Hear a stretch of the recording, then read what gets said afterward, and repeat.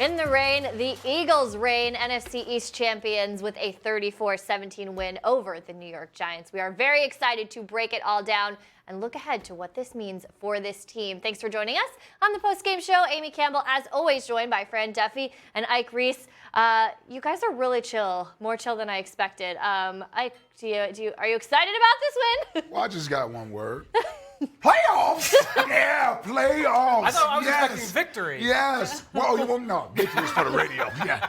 They get playoffs, so I am excited. I wanted to be a little more subtle than I was last week. Yes. We got a chance to sort of relax towards the end of this game in the fourth quarter, so we haven't had the last-second excitement, but nonetheless, big victory today. Man, we got so much to get into. It's just so much to say about this team, where they were, where they come from, where they are right now, and the masterful job that this head coach has done over the last 4 to 5 weeks, keeping this team focused, believing, and now have them in the playoffs for 3 straight years. I tell you something, Amy, Fran, sometimes we can take for granted playing in the postseason.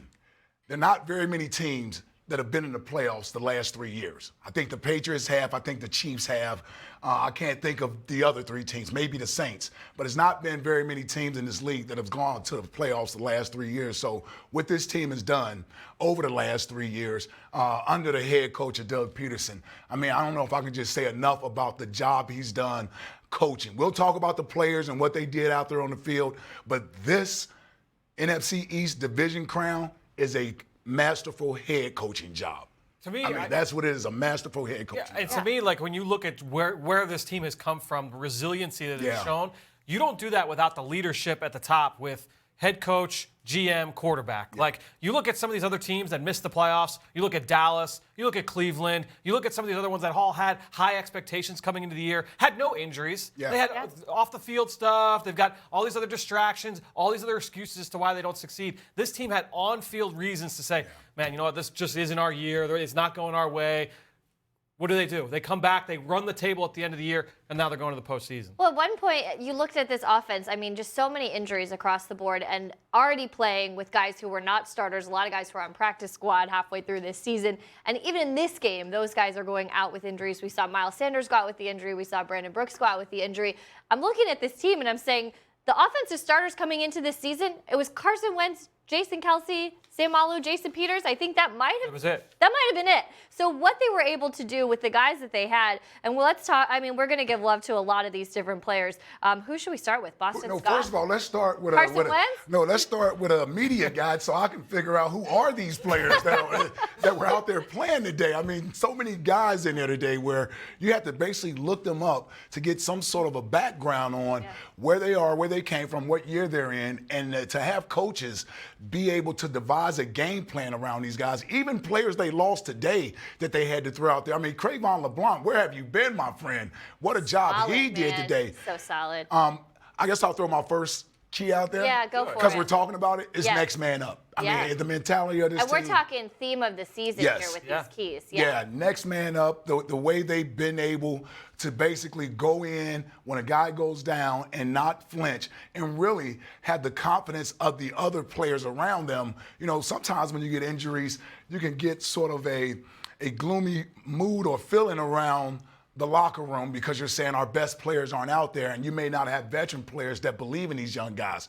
But to these guys' credit, to these veterans' credit, they seem to believe in all these young guys. They get a chance to practice against them on the practice squad all year, so they know firsthand the things they're capable of doing. So I think I've gotten a lot of joy out of watching them root Boston Scott on, Greg Ward, root these guys on, to see them get their opportunity to go out there and play. How do you not like Boston Scott? Like watching that screen pass that set up the 1 yard touchdown, like the look on his face afterwards. But to me, going to your point of the next man up, like I go to that 2-play sequence that we were watching together when we were watching the game. Last play of the third quarter, first play of the fourth quarter, they go deep ball to Robert Davis, who goes up and over the Giants defender. Huge play, puts them into Giants territory, comes back on a penalty. And you just so deflating. You're like, man, we're watching the game. Like, oh, how are they going to make this up? 1st and 20. What do? First play of the fourth quarter, very next play, They go deep shot, Deontay Burnett. So you go from the former 6th-round pick of Washington that they picked up off waivers in the summer in Robert Davis to a guy that they just picked up a couple of weeks ago, added to the practice squad, added to the active roster this week. Yeah. Deontay Burnett. I'll explain that's Deontay Burnett. He was Sam Darnold's #1 receiver with the Jets. Good player. Played for the Jets last year. They picked him up off waivers this fall, just a couple of weeks ago. He's out here catching 30-yard passes. That just speaks to where this team's at right now and the resiliency they've shown. These are the guys who caught passes today. Boston Scott, Dallas Goedert, Josh Perkins, Deontay Burnett, Greg Ward, Robert Davis, Miles Sanders. And we know that Miles Sanders left pretty early in the game, did not return as well. Boston Scott, 3 rushing touchdowns. That's the most since Shady McCoy in 2011. Again, one of the best stories of this season. And then you want to talk about milestones. Carson Wentz surpasses 4,000 yards in a single season. That has never been done in Eagles history. Not only that, the first Eagles quarterback in history to throw a touchdown pass in all 16 games of a season. Wow. He came into this season with so many questions that continued and actually got louder, I would say, until the Giants game 4 weeks ago when you said that was the best game, Ike, of his career. He had so many questions that doubt continued to get louder, and he is doing this with, like we said, guys that were on practice squads just a few weeks ago. Yeah, he went through a stretch of a couple of weeks, I think is probably his roughest patch as a pro, right? Outside of being injured at any point. You just watched him play against New England and Seattle. The guys that were out there, you could tell the offense wasn't in sync. There were chemistry issues from the standpoint of just being able to be in rhythm with each other. Alshon in and out, Nelson in and out in those 2 weeks. And I thought Carson probably played his worst 2 games. So to see him bounce back from those 2 defeats and the way that he played in those games, I think it just speaks to, Fran, this will probably be a buzzword throughout the show. It speaks to Carson's resiliency. The fact that he's going to continue to work at his craft, that he's going to continue to try to pick up his level of play. And that's really what turned this thing around. Even after the loss in Miami, where he played well in that game on that side of the football, you can tell he took to heart those 2 games against Seattle and New England with the way that he played, and he wasn't bound. He wasn't going to allow that to happen again. So I love the way that he's played over the last 5 weeks. One of the hottest, if not the hottest quarterback in football over the last month. You talked about the 16 straight touchdowns. 16 straight games he has this year. Well, he has the longest streak right now currently in the NFL at 19 straight games with a touchdown pass. And to add to that 4,000-yard passing mark, which he surpassed today for the first time in franchise history, he became the first quarterback in NFL history to do it without a receiver having more than 500 yards. That's almost unheard of. That's insane. It is unheard of. He's the first to do it. It is unheard of. You're right. So, just the way that he's played throughout the year, he won't get any votes for MVP, nor do I think he should. But the fact that this team is in the playoffs, primarily due to his play, particularly over the last month or so, I wouldn't be surprised if somebody decided to give him 1 vote because he is one of the 12 qualifiers for the postseason, and there's no way this team is in the postseason if he doesn't play the way he played the last 4 weeks. No shot. And I think, too, you talk about what he's done. I sent that stat on the kickoff show leading into this game. He didn't have 30 completions tonight, but he was the first quarterback in NFL history to have 3 straight games, 30 completions, no interceptions. Wow. First quarterback in the team. And to do that with the supporting cast that he's been playing with, I don't know what else you can say about the way he's playing. Well, and still, and took care of the football tonight again, which usually means a W for the Eagles. I'll tell you what, there is not a team that wants to run into Carson Wentz in the postseason, but somebody is going to next week. It is going to be the loser of tonight's game between the 49ers and the Seattle Seahawks. So whoever gets the wild card in the NFC will be coming over here to South Philadelphia. Of course, the Eagles matched up against the Seahawks earlier this year. They did not win that game. The 49ers have been one of the hot teams this season. It's going to be one of these 2 teams. Should we talk about what these matchups might look like? Either matchup is going to be tough. Yeah. We saw Seattle up front, in person about a month or so ago. I thought our defense played them very well. 17 points they scored, I believe? I believe so, yeah. Our offense struggled a little bit. Carson had a couple turnovers in that game. They're struggling with personnel right now. Anytime you're bringing Marshawn Lynch in, and he's going to get a lot of carries for you, Chris Carson being injured, I think that's going to be huge for their offense. They like to run the ball. I don't want to sit here and say who I would prefer to see. either one of these teams are going to be a difficult matchup for us just because of who we have available to us. But I tell you what, the way this team is playing right now, coming to Philadelphia, that's 2 West Coast teams that have to fly out here. I hope it's Saturday night and not Sunday. That's a short week. So we get them on a short week, and you know the link is going to be crazy. Carson Wentz in his first playoff game.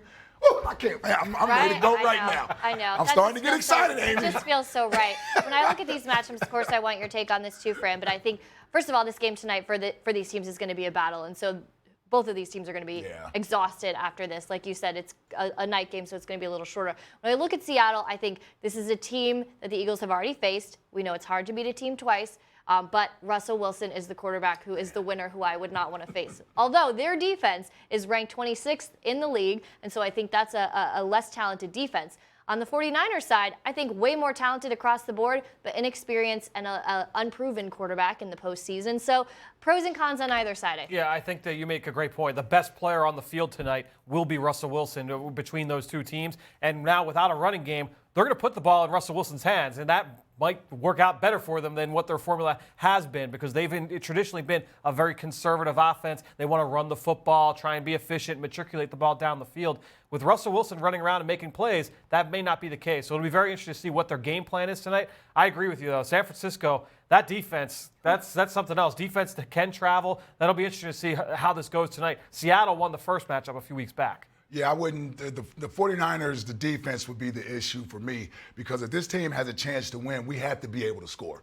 And I like the matchup with our offense versus Seattle's offense. I think we'll be able to move the ball on their defense better than we would against the San Francisco 49ers. And Kyle Shanahan is an excellent play caller. He's an excellent play designer. Yep. I think we would struggle more with their offensive play design and their weapons than we would with Seattle. I'd rather have to try to stop the one-man show of Russell Wilson than the multiple weapons that San Francisco can hit you with. Both teams have struggled in the secondary down the stretch. Yeah. San Francisco has been giving up big plays down the field in the passing game. Seattle as well. They've had some injuries in the back end that have certainly hurt them as well. I'm thinking of Nick Bosa. Yeah. I mean, Nick Bosa, Buckner, they've got like 5 first-round picks on that. Yeah, they're really good across that front. But you know who else is really good across the front? The Eagles defense. Yes. And Tim Jernigan, one of the several guys up front who had a big game tonight, including a sack on Daniel Jones, a lot of pressure, really strong force up there, and of course showing all that personality. He's one-on-one with Eagles insider Dave Spadaro after the win. Tim, let's first talk about the defensive effort and taking out Saquon. Other than that one play, he did nothing. Right, we got a lot of respect for not just Saquon, but the Giants in general. They always play us tough as hell, man. So we knew it was going to be a dogfight. Nothing matters what happened previous to this. We knew we had to have this game to get where we're trying to go. And then you guys really feasted on their offensive line late. That turned the whole game around. Right, no doubt, man. We just knew we had to pick it up. I think a lot of the success of the team lays on our defensive line, and we understand that. So we just knew we had to take it to the next level to win the game. How's it feel to be division champion? It feels good, man. It was a long ride. It was a long path, but we got it done, man. And it's just time to go in here, enjoy this victory, man. And we hope everybody back at home is enjoying it with us. So we just want to say thank y'all for sticking with us through this trial. Congratulations. Thank you, man. Would you listen to that crowd? That sounds like a home game. That's pretty exciting to hear that. Let's get into your next takeaway, Ike. Carson, I just think you can only talk so much about this team without going to Carson Wentz and the way that he's played. Be surprised if he's not the player of the month in the NFC with the way that he's played. And the fact that he's able to put this team on his back, that's what a franchise quarterback is supposed to do. I don't know if it's supposed to be this difficult when you have the type of weapons that have gone down and the players that he has at his disposal, and basically learning a new passing weaponry every week. I mean, he's learning new guys every week and trying to figure out where to get them the ball, where they like it in the offense, and he's been able to do that remarkably well. And the fact that he's been able to take care of the football the way he has over the last 5 weeks, I mean, my goodness, it's what you want from your quarterback, right? It's what you want. Him taking care of the football, him being big in the red zone and on third down, and how many ways do we count that he's been able to come up with big throw after big throw over the last month or so, and the guys that he's doing it with, man, I think forgot what this looked like from him because it's been a while, Yep. right? Since 2017 when he was completely healthy. But that Giant game, I think it was either the Giant game or the Redskins game, where it was like the 2-year anniversary of him tearing his knee. Yep. And that's when I started to see him run more and do other things. I think you're seeing a fully healthy quarterback, fully confident quarterback, and the fact that he could taste it. He could taste that it was close. He wanted these moments. He's missed out on these moments the last couple of years. And, man, he showed why they drafted him. He showed why they gave him the big money this offseason. And hopefully this is just the beginning for him and being in the postseason. I can't wait to see what he's going to look like next week. Yeah, listening to him at his press conference this week, I thought one of the things that I took away was, talking about how he's worked with these new receivers. And it's not just hey, this guy, we're going to insert him in and he's going to play this role in the offense. Right. He's taken it upon himself to go to all those guys individually and say, hey, what routes do you like to run most? How do you like to run those routes? And working with those guys individually on a one-on-one basis to now understand, okay, now I'm going to go back to the coaches and say, hey, this guy runs this route this way. How can we incorporate that into what we do just to expedite that process? Because it takes time to create chemistry with these guys, and he's doing it on the fly. He's had to do it on the fly. Yeah, I think he gets so much credit and for so many things, but especially with what he's doing with these young guys. And he's the one, like you said, he's the one going to them, but you can see even on the sideline his body language instilling that confidence, whether it's telling someone great job for what they did or, hey, if there was a drop or a miss or whatever, I'm coming right back to you. And that totally changes, especially for a young guy, that mentality and that confidence. And we're seeing it happen, which of course breeds more confidence in that offense. And his leadership, it's had to be on front. It had to be on Front Street because basically the offense needed him, right? The offense needed him to sort of lead them. And with those young guys out there that haven't played a whole lot, he finally had a huddle where the weapons basically are relying upon him and his leadership to guide them where to go. And, there's been a lot of questions at times about, what type of leader is he? Do the guys want to follow him? Listen, I think the guy's been a great leader since he's been here, but the fact that he had to go out and do this the way that he's been able to do it, I think that's reestablished his hold in the locker room and his status in that locker room as a guy that his teammates can trust and follow. And now they're all believing. And showing the mental toughness to hear all of that noise from the outside of hasn't played this deep in the postseason or in December since his rookie year, hasn't won those big games with everything on the line. It's been somebody else that's done it while he's been on the sidelines. Having all of that noise and having that narrative to be able to just remain unflappable, especially in the back of your mind when you're thinking, I get hurt this same time every year. Is it going to happen to me again? Whether anyone admits it or not, that's a part of the mental narrative, the tape that we hear that plays. To be able to be unflappable and have the adversity of the guys around you going down. There's so much there that he gets credit for. Yeah, it's easy to kind of tell those stories to yourself in your head. The moment I go back to was Week 15, fourth quarter against Washington. He fumbles the football in our own territory. He very easily could have said, I did it again. Here we go again. I fumbled the football. I gave them the opportunity to score. Instead, he goes to the defense and said, hey, pick me up. Give me the ball back. I'm going to go and win this game. Right. They force a 3-and-out. They kick a field goal. Washington, ices the game back up. He goes and leads the team on a game-winning touchdown. I go back to that and say, that's the whole team. He's the shepherd of that team. He's the leader of that locker room, offense and defense. All right, we are, of course, waiting for Doug Pederson and Carson Wentz. We will be carrying those press conferences live. I'm sure they are doing some extra celebrating. And they're in there giving out hats and T-shirts. Extra, yeah. We heard Brandon Graham earlier said this week we want those hats and T-shirts, and we also especially don't want Dallas to have them, so it's a win-win there for the Eagles as well. Let's get into your third takeaway, Ike. My third takeaway is just this team and how they've been able to come together the last 3 years to face what they faced at this time of the year and still be able to pull together. Again, it's just a true testament of the leadership on the team. And it starts at the top, like Fran mentioned earlier, when you're talking about from the ownership to the front office, but it trickles down to their head coach, his coaching staff, the way that they coach these guys up. They have to dig deep into that playbook to come up with ways to put these players not only in a position to help them be successful out there on the field as individuals, but trying to find schemes that they all can play together in from an offense and defensive standpoint so that you can get to the level of play you want to have a chance to win. So when I look at this thing as a whole, it's the team as a whole. And then I go to the players, the veterans on this team that's been around here the last 3 years, that has playoff experience, that did what they did the Super Bowl year and then repeated it last year when Carson had to go out and Nick had to come in.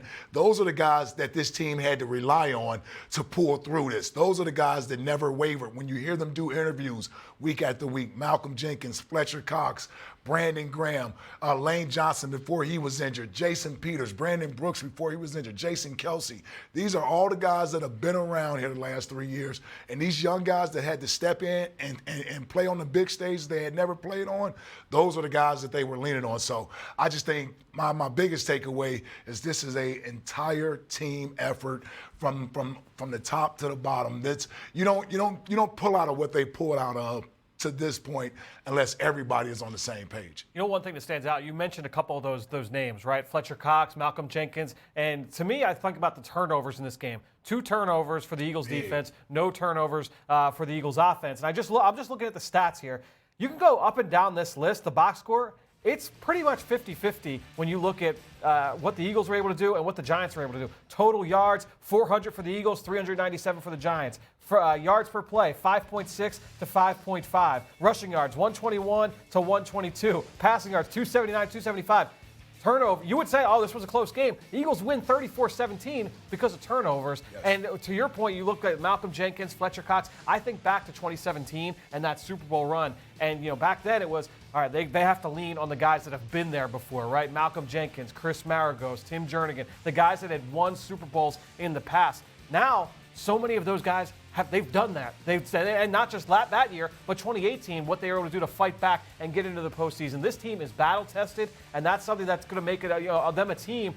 No one wants to come to the link and play this team, and I think that's going to be on the minds of whoever loses this game tonight. I think those turnovers were key, but especially the Fletcher Cox fumble recovery, the Malcolm Jenkins punching it out. I mean, I said before this game that if Daniel Jones fumbled the ball, take the victory lap, take it. That was my key to this game, that Daniel Jones was prone to fumble, and if they could get him to do it, that would be a big, that was my key to the game. And to me, that was the biggest momentum swing. So I think that whole concept, when you talk about the resilience, but on both sides of the ball, the defense having the offense's back, the offense having the defense's back, when the storyline of this game, when I see the Eagles get that touchdown, they go up 17-10 on the very first play of the Giants' drive. Saquon goes for 68 yards. I'm thinking, okay, well, now here goes the offense again. Yep. They get that field goal, and you're still feeling uncomfortable. Then you get the forced fumble, the fumble recovery. Fletcher Cox gets the ball to the 2-yard line. And that was, again, Malcolm Jenkins and Fletcher Cox stepping up there. Really smart also for Malcolm to go for the ball and not necessarily the tackle. Fletcher to be able to get the ball. And then you got Boston Scott punching it in. To me, that was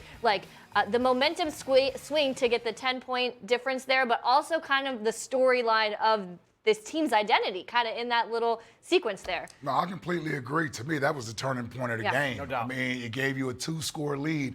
Not only that, it forced the Giants to almost be one-dimensional now. And then that's when you started seeing all the sacks. It was like, meet me at the quarterback. You know, everybody was getting a sack after that because the Giants became one-dimensional and their offensive line has struggled all year long to protect their quarterbacks. Yeah, that's when the game was flipped on its head, and it was because of the defense, right? It was because of what the defense was doing. And that play there from Malcolm Jenkins and Fletcher Cox, it's only fitting when you talk about needing your leaders to step up. Brandon Graham, what did he have, 3 sacks today, 2 sacks today? He was huge today as well. He's actually now fifth in sacks in Eagles history, no longer tied, solo for 5th with 51. Career year in sacks, I believe, for Brandon Graham. He finally got over the double digits, I believe. Not a Pro Bowl alternate, which blows me away. Right? Yes, it's unbelievable that he hasn't gotten there yet, but it was great to see that side of the ball came to play too. They came to play as well. I mean, it was a low-scoring game for much of the game, and you kind of knew that the Giants, if they keep throwing the ball, eventually they're going to hit on some of these plays. And then Saquon, how long can you bottle him up?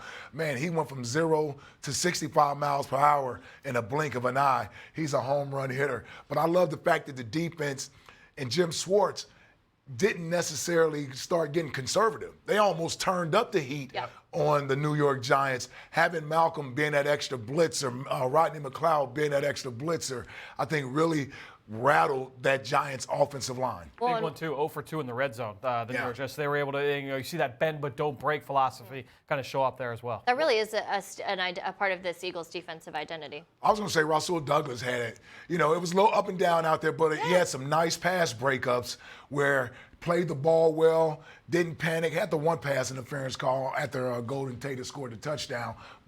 Honestly, had he turned around, he could have batted that ball away also. I thought he played a nice game today. And then Crayvon LeBlanc.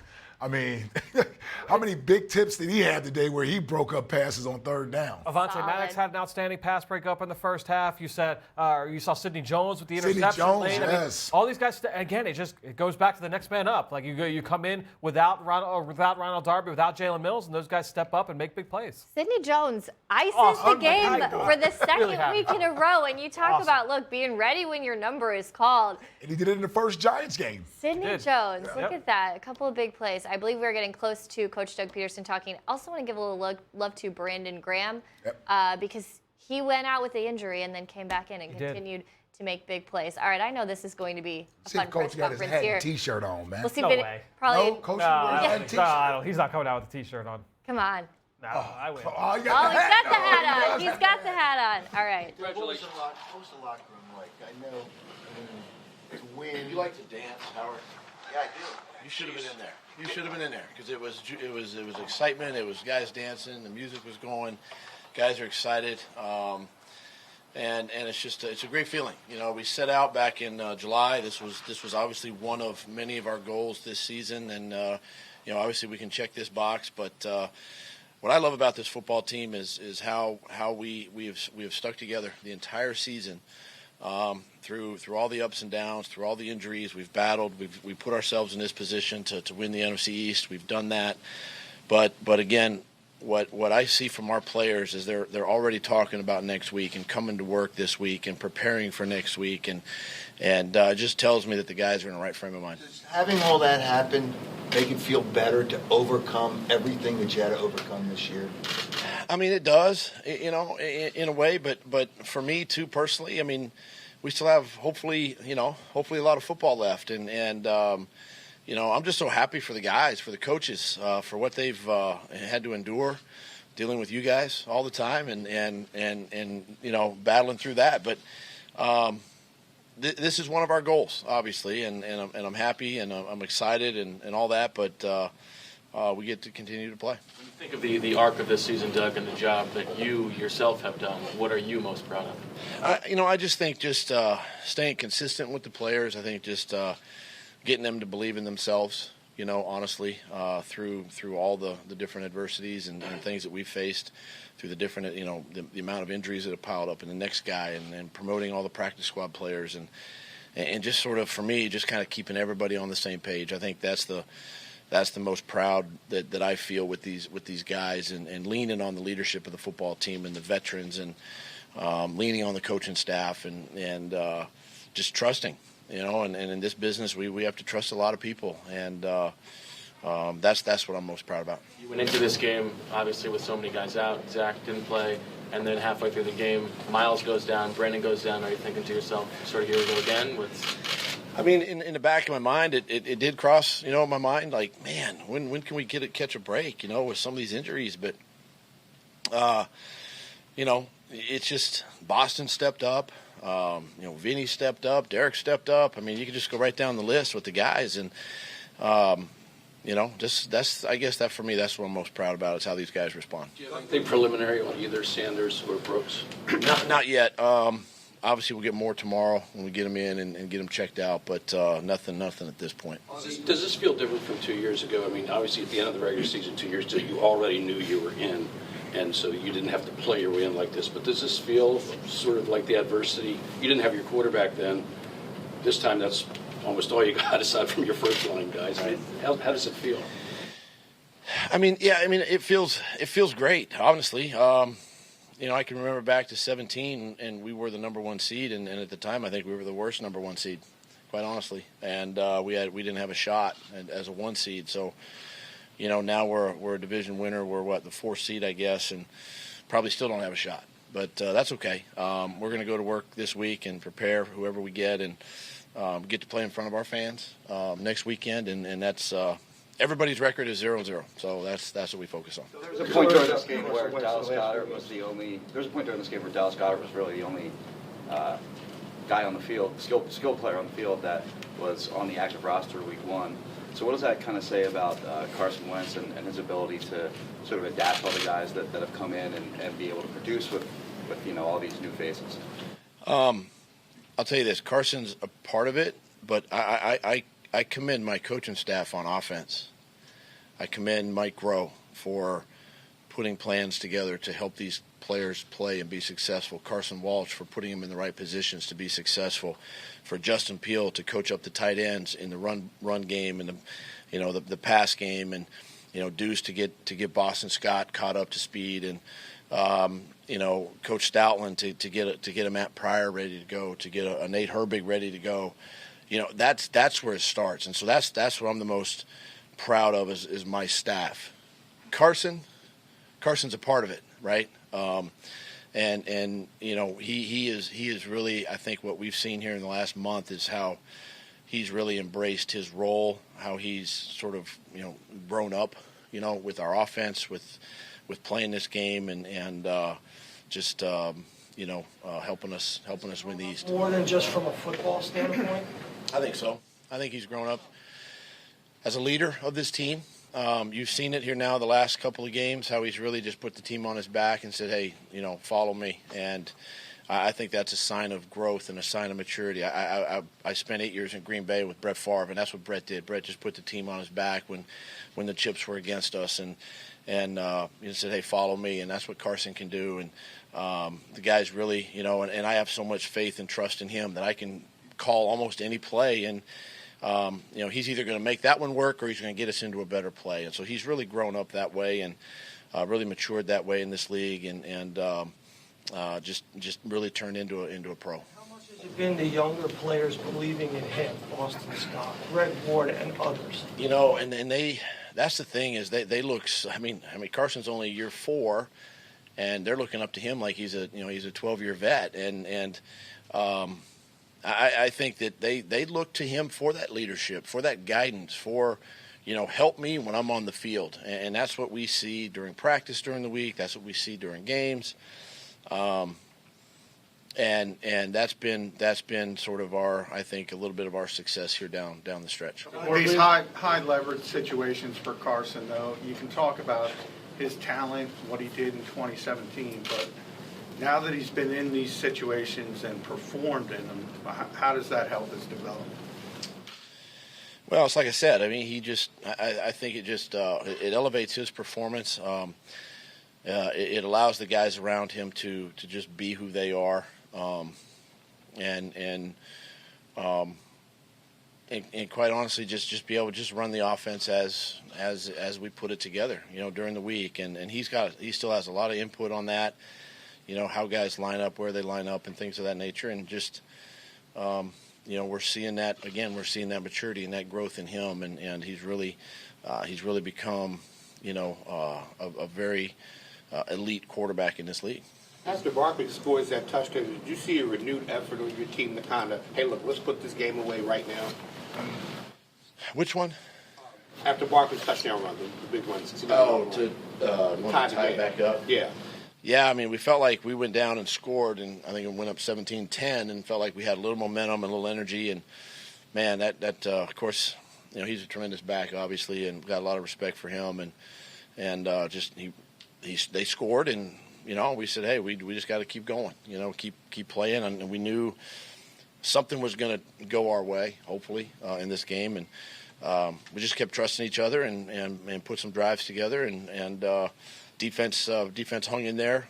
Got a big turnover there, that set up another touchdown. So, all the pieces kind of came together, I think, after that touchdown run. Both JJ and Jordan Howard were active but didn't play very much. Was that a result of the injuries? A little. I want to be protective of those guys. We don't have any bodies left, So I want to be as protective as I can and make sure these guys are healthy now, at least healthy enough, going into these this next week at least. Okay, Coach Doug Pederson, rocking the hat, but of course, wanting to act like you've been there before because he has. We did get a little glimpse on social media of the Eagles T-shirts that say the East is not enough. Gotta love that mentality, right, guys? Yeah, I like that. That's the right mentality to have. Been there before. Yep. Yeah, they won it 2 out of the last 3 years, so they certainly know what it's like to win a division. You enjoy the T-shirts, but having been in that position, the division is just the first step. Right? It just locks you into the playoffs. But teams that have the veterans that this team has, they aren't going to be satisfied with just winning a division. They want to see how far they can take this. They're starting to like the way winning feels again, right? It's been a struggle all year to put together the stretch they put together. It's obviously the best stretch of football they played all year. So I'm pretty sure they want to see how far they can take this thing. Well, Jason Peters isn't happy with the division T-shirt. No. He wants to be in Miami in about a month. Cool, guys. Well, wouldn't we all like to be in Miami in about a month? Yes. What was I going to say? I also loved how Coach talked about how he's seen Carson develop to the point where he can trust Carson enough to call any play, knowing that either they can execute it or Carson is going to make a smart call out of that. How big is that? Just the dynamic between these two, but to say, I totally trust this guy, it is not something every team in the NFL has. I think it goes back to that two-play sequence that we talked about where they go deep ball shot play to Robert Davis at the end of the third quarter. Some coaches might say, "Hell, that one didn't work. All right, let's just run the ball. Let's go quick game. We'll go back to that." Very next play, Doug Pederson says, "Nope, let's go. Foot on the gas," and they go back to another shot play off play action. Just again, putting faith in Carson and putting faith in those guys on the receiving end as well, Deontay Burnett and Robert Davis on the receiving end of both those two passes. Yeah, I think what you're seeing is a coach that. He's obviously been the only coach Carson has had over the last 4 years, but, Doug has also had to adjust his offense the last 3 years, right, under this team. So, trying to figure out what Carson likes, what he does well, where he can get the most out of Carson as a quarterback. It's been a evolving process, right? And when you don't have certain players every week, it's difficult for a coach to go from Deshaun Jackson, Alshon Jeffrey, Nelson Aguilar, Zach Ertz, Dallas Goedert, Jordan Howard, and Miles Sanders week one to what they have now. So plays you may have thought you could run based on the personnel you had with Carson, you had to adjust on the fly. And I think there was a middle portion of the season where the offense struggled. And I think there was a difficulty in trying to figure out what plays will work well, trying to balance the offense from a running game or a passing game. And then how do we get the most out of Carson?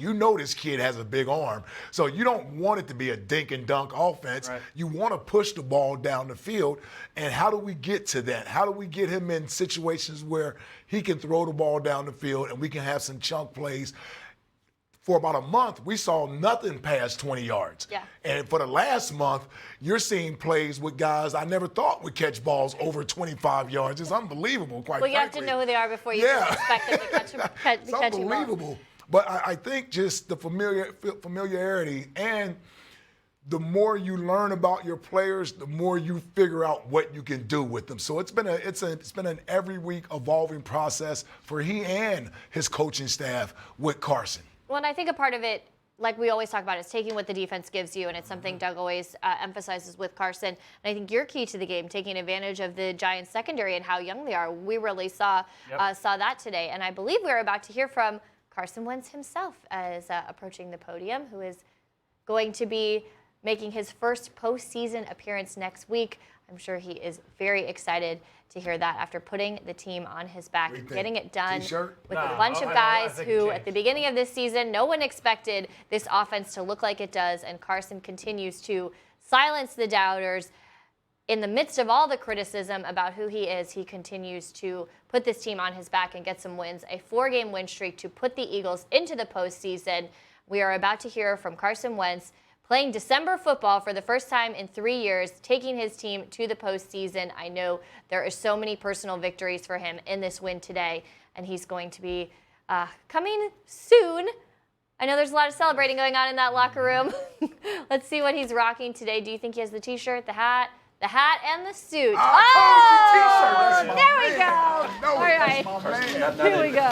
You've done it and you've played the full season and made it to the playoffs. What does this moment mean for you, considering everything you've been through? Yeah, I'm just grateful. I'm grateful for my health. I'm grateful to be out here with the guys in these big, meaningful games. Grateful to be playing into January. The last few weeks have been, backs against the wall for us, and guys have responded and stepped up and kept making play after play after play, and just kept believing, and here we are, playing into January, and hopefully we can do something special now. It certainly hasn't been easy. All the injuries, you guys had more today. When you look back at it, how much have you tried to just be a leader throughout all this? Yeah, I think that's what makes it, that much more special, is the camaraderie and the guys just buying in and believing, and, whether that's guys on the defensive side, offensive side. We've had new playmakers almost every week, different guys stepping up because guys are getting hurt and banged up, and it's just fun to see guys, show up in big moments like that maybe last year were on the practice squad, and for them to step up in the way they have and the way guys have been making plays, it's been so cool to see, and I think it makes it that much more fun to do what we did, and hopefully we can go do something special, like I said. Carson, personally for you, what does it mean to get to this point finally and to do it with, let's be honest, a bunch of guys who were on the practice squad this year? Yeah, like I said, I'm just grateful, extremely grateful to be healthy and to be out here playing in these meaningful games. And I know the guys are fired up. We're fired up. It was quite the season, for us, the regular season with a lot of ups and downs, and the way we responded late in the year with our backs against the wall to do what we did and to get in this moment. I think guys are thankful for it, but we're still hungry. You said, given how hungry you said you are, you guys might be going into the playoffs, the worst record in the NFC, but given the last few weeks and the confidence that's been building, does that make you guys a dangerous team? I'd say come playoff time, records don't matter. Records don't matter. They all go out the window, and, we're also grateful we're going to be playing a home game next week, too. So hopefully fans show up and have quite the rocking atmosphere next week. Being down all the starters you already were coming into the game, and then you see a couple more go down to Miles and Brandon.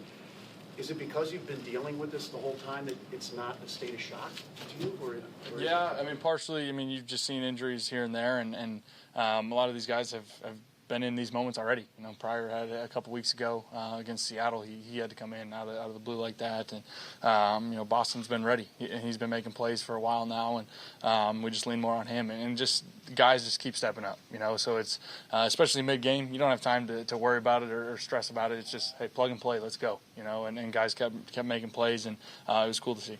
Did you have a moment after the game with Doug to talk about, or at least reflect at all on what you guys just real quick? I'm sure we will, this week, or I should say tonight here. But it's just cool. He's been believing in all of us and just kept preaching belief in each other and in the coaches, and everyone just bought in and trusted everybody, and it's been a pretty cool ride.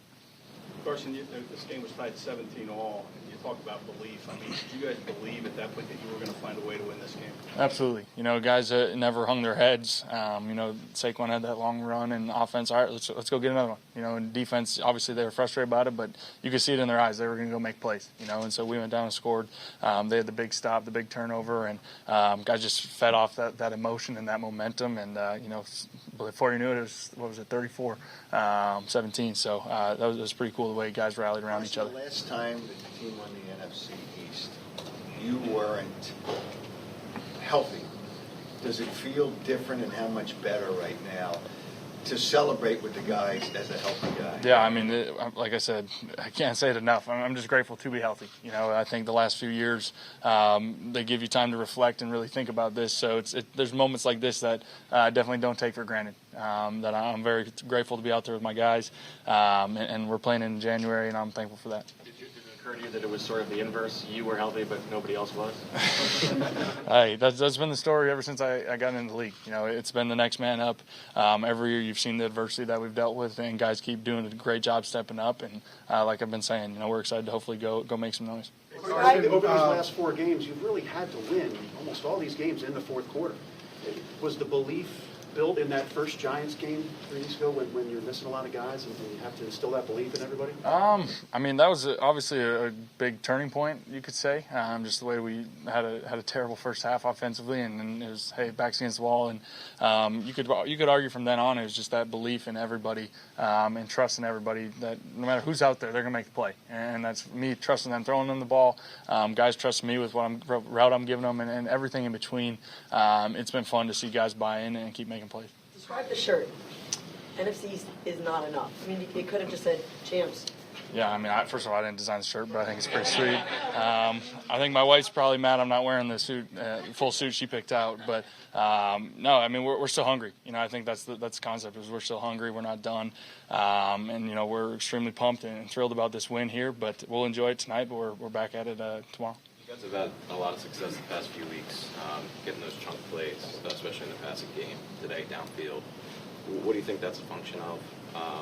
You know, to kind of evaluate that area of your game. Yeah, first of all, great play design. You know, and teams, I mean, it seems every week they just safeties keep getting lower and lower, and for us, it's all right. We got to find a way. You know, and coach had some great play designs to get me out of the pocket and push the ball down the field, and guys made some great plays, and that's something that we got to keep taking advantage of. I don't know if you talked about the throw to Perkins on the touchdown pass, but you kind of had to throw it a long way there.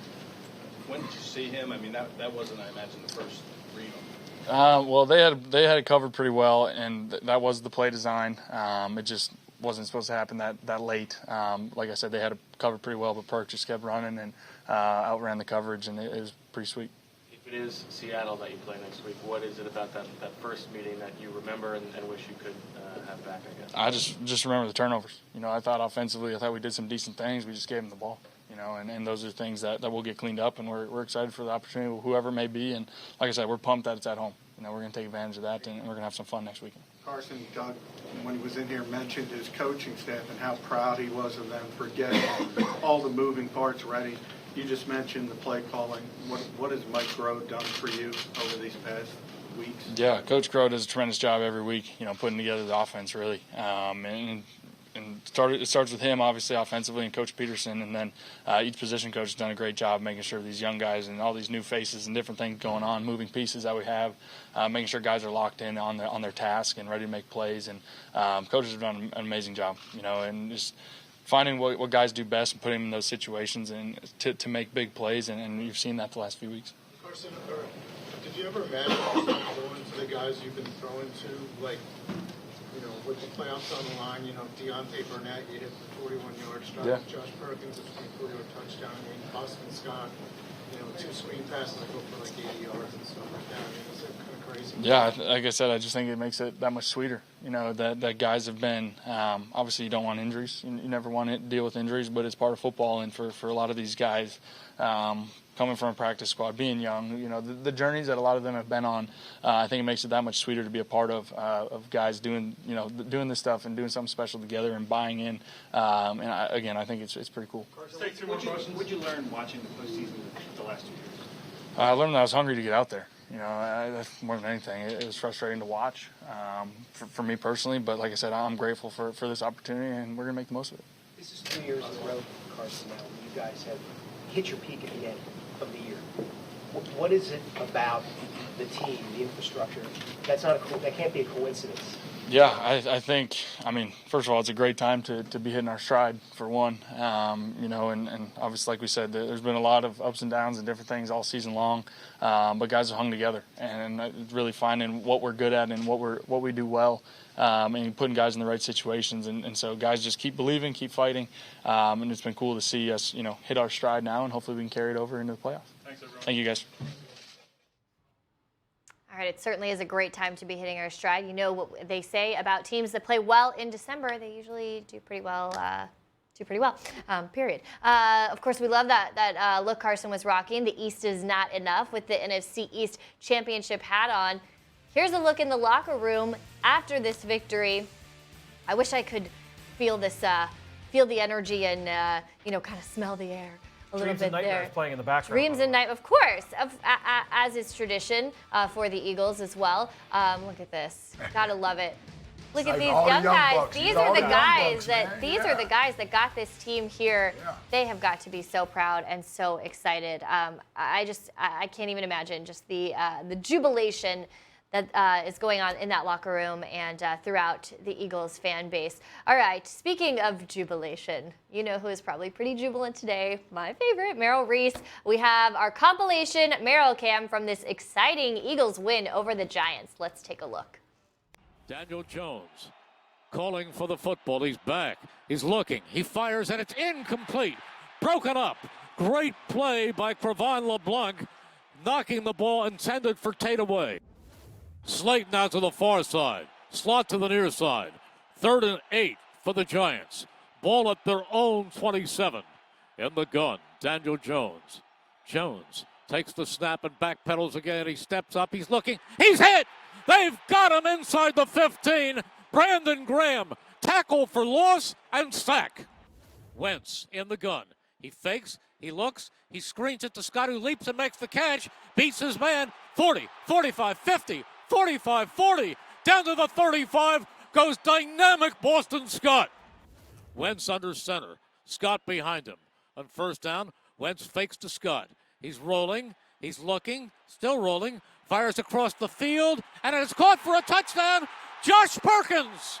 Josh Perkins, a 24-yard touchdown pass from Carson Wentz, who only threw it from about the 25, but he threw it 47 yards across the field. Whiteside and Ward to the far side. In the gun, Wentz. Scott to his right. 1st and goal. Ball at the 7. Wentz comes back, gives it to Scott again. He is pushing. He is in for a touchdown. Boston Scott did it. Jones calling for the football. He fumbles it. He is hit. The football is fumbled. The Eagles are after it. And it is picked up again. And it is recovered down at the 1 by Fletcher Cox. Fletcher Cox down at the 1-yard line as Daniel Jones lost the football for the 11th time this season. In the gun, Daniel Jones, the former Duke star, backs up, steps up, hit, and down he goes again at the 20. He's sacked by Derek Barnett. It does not get better than that right there. All right, as always, Mike Quick one-on-one with head coach Doug Pederson after the game. Let's take a look. Coach, congratulations on being NFC East champ. Do you get to enjoy this at all?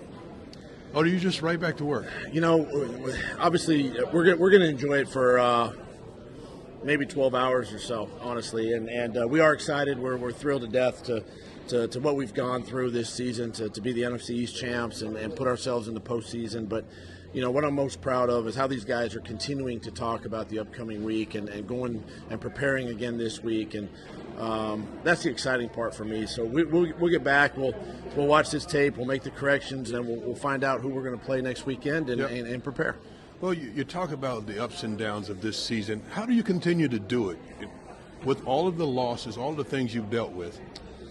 You know, I lean on Mike Groh, my coordinator, and my coaching staff really to put a lot of these pieces together and a lot of these players, in the right spots. And we got a lot of young players, and then for Carson Walsh to keep coaching these guys, and Deuce Staley to coach the young players that we got, and Justin Peele has a couple new tight ends that are playing, and my hat's off to my staff, and they deserve a lot of credit for getting these guys ready to go and mentally prepared more than physically, because that's a lot of it this time of year. So. And then for me, it's just about I got to stay consistent with the entire team. My messaging has to be consistent. I got to get them to believe in themselves, number one, and that we can get the job done. 14 minutes left in the fourth quarter. It was tied 17-17. You go on to reel off 17 points. How big was the defense in that second half? Defense stepped up really big there in the fourth quarter.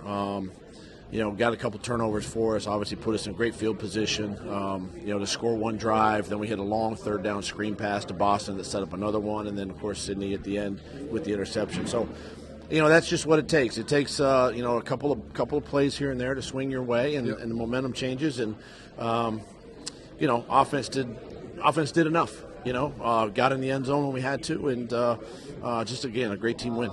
What do you think caused Daniels to hold on to the football as much as he did? Daniel Jones, many times he was pumping the football and you're able to get sacks on him, get hits on him. I think the credit goes to the secondary. The guys were really kind of swarming and blanketing the receivers, and that's just what happens when the guys aren't open. You end up holding the ball, as a quarterback, and so we were able to get to him. The pass rush, was generated. We got hits on him, and obviously it caused the one fumble, which we capitalized on offense. Sidney Jones now for 3 weeks in a row, Doug. He's come up with big plays on the back end of that defense. Got to feel proud of Sidney from all that he's gone through. Yeah, what he's battled through to come in here, and he's playing with a lot of confidence. A lot of our young players are really stepping up. He's one of them. And to see what he's done here now this last half of the season, or last month of the season, to make these types of plays, these are pressure situations, and we know that teams are going to target, Sidney. They're going to target Rasul. They're going to go after our young DBs, and yet they keep making play after play after play. And I'm just so proud of Sidney, what he's gone through, and how he's faced his own adversity. Thanks, Coach. Enjoy the win, and good luck next week. Thanks, Mike. Yep. Great stuff there from Coach and Mike, and of course the resiliency continues to be a theme for this Eagles squad, and we heard exactly that from Coach there. We are going to check in with you, Fran, in just a minute with the Ricoh review. That is going to be really fun. You're not going to want to miss that. We are going to take a very fast break before Fran's breakdown. We'll see you in just a minute.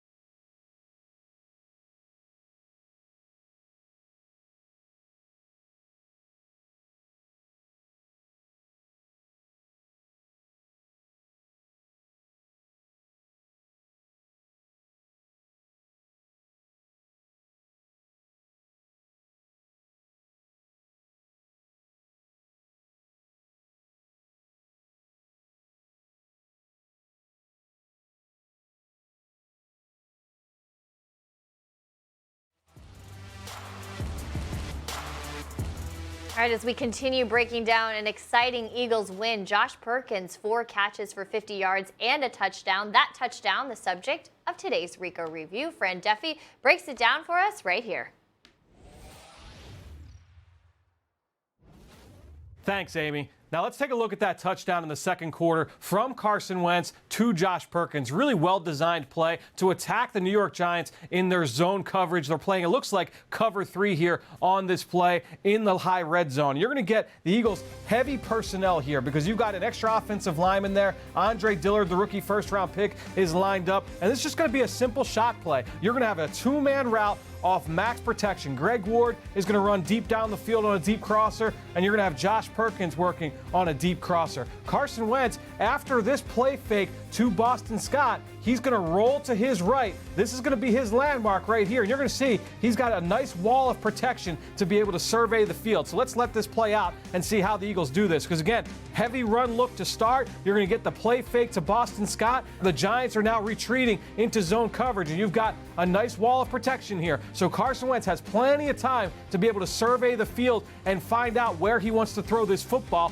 We can let this run, and you're going to see he's going to throw this across his body to Josh Perkins in the backside of the end zone against this cover 3 scheme. And now we're going to go to the replay and be able to see exactly how Josh Perkins was able to get open, because this really came as a result from a very good route from Perkins and the Giants just not being overly aware on the backside of this play. Again, you've got Perkins. He's going to initially work vertically up the field, pretend as if he's going to run to the corner just to throw that defender off, and then he's going to break back the other way. So really good route here from Perkins. He can let this run. Again, selling that vertical stem, then he's going to work hard to the outside, get that corner to flip his hips, work across the face of the free safety. That corner, DeAndre Baker, not prepared there because he had just passed off Greg Ward before the snap. He was lined up one-on-one with Greg Ward. He passes him off, is not in position to be able to defend Perkins, and number 81 comes down with the catch. Great throw from Carson Wentz. Eagles get into the end zone, take a 10-3 lead going into halftime. All right, great stuff as always there from Fran, and Fran will continue to have more from this game, breaking it down throughout the week as well as a look ahead to our next opponent, which we're still waiting to find out, though the Niners are up 3-0 in the first quarter at last look. All right, we're taking one more quick break. On the other side, the Toyota Player of the Game nominees. Don't miss your chance to win a free Toyota. We'll see you in a minute.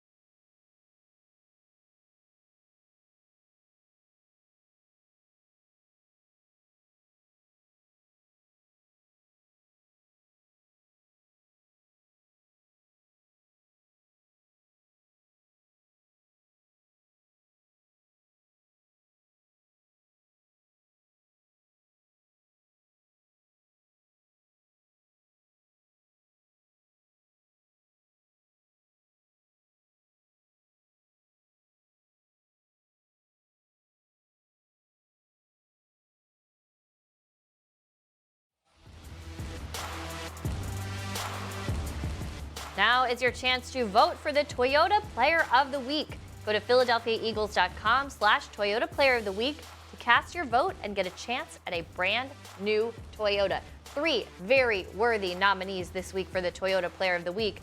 Boston Scott with his 3-touchdown performance.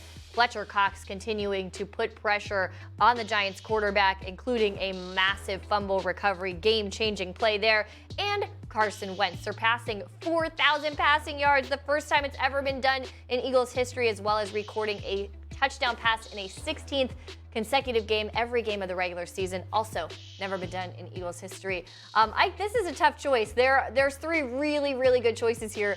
I think I'm leaning Carson, considering the massive milestones he has accomplished today and where he is going down in Eagles lore. Although Boston Scott with the 3-touchdown performance, I mean, that's the most rushing touchdowns since Shady in 2011. Yeah. So, and you know, I like to favor the defense, yes. and they really turned this game when it was tied 17-17. That play was the game-changing play. It really was. So, but man, if I'm looking at the entire game, I think I got to give it to the new Giant Killer. Ooh. I got to give it to Boston Scott. I think I got to go with Giant Killer. Because B. West is the old Giant Killer, right. but I got to go with Boston Scott. 3 touchdowns, and he was huge in the first Giants win. So that's why he gets the new Giant Killer label. Look, and I feel like next man up could be the theme of the year. Right. Certainly a guy who is making the most of his opportunity when his number is called. All right, as we look ahead to next week, we're still waiting to find out when our game is. And who are we playing? We don't know. It's all so exciting. That's one of the thrilling things about this time of the year is that you're kind of watching and waiting to see when things are going to evolve. So we don't know if we'll be Saturday or Sunday, but we will be back here 30 minutes before kickoff of that game, and of course immediately after with the post-game show as always. Adding to the, we don't know who we're playing, when we're playing. I don't even know who's all going to be playing when they get on the field next week. So add that in as well. Yeah. So many questions, but we do know we will be playing next weekend. And it will be a home game in South Philadelphia. So, of course, no overstating the home field advantage there as well. Again, score update. Niners are up 3-0 with 5 minutes remaining in the first quarter. We will be playing the loser of Seattle, San Francisco. One of those 2 teams will be coming to South Philadelphia either on Saturday or on Sunday. And we will, of course, be here on the pregame show 30 minutes before that and the postgame show as always.